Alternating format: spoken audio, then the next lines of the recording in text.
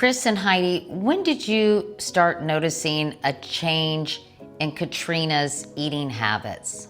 We were living in Africa, and the food obviously is much different over there, but we did start to notice that she was cutting out sugar and carbohydrates. And that continued once we moved back to the United States. It's a couple more months before the weight started coming off, and we started to really notice that she was cutting back on everything, you know, the amount of food and the types of food she was eating.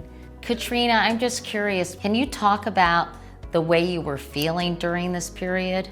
Yeah, I remember feeling very alone and very scared at the same time.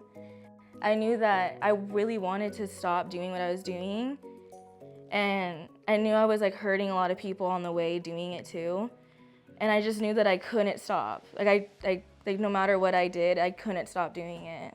Equip uses something called family-based treatment. Heidi, why was that appealing to you? I think we have a little bit of a unique situation in that she didn't come to us until she was 5 years old through the foster care system in California. And we wanted her to know that there wasn't anything that she could do or any illness or anything that she had that we weren't willing to fight for her. And we felt like in order to fight for her, we needed to keep her close. And she needed to know that we were all here, and it wasn't just us. I mean, her younger sister was involved. Our adult kids would show up at the house and help us do meals when it got really, really hard. My mom would come every once a week and do meals with her.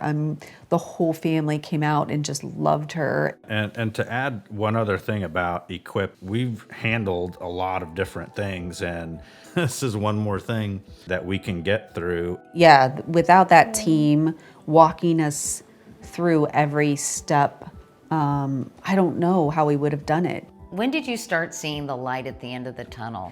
We started to see that she wasn't black and white thinking. She could everything wasn't black or white to her. We could see her mood shifting. It was almost like my child had been like covered in a fog, and all of a sudden she started to step out of that, and we started to see her personality again and not the eating disorder. It's an ugly disease, and it takes so much, but you just have to keep fighting in order to get your child back. And it was always us against the eating disorder, and that's how we got through a lot of it. Was we're not fighting our child, we're fighting with their child against this disease.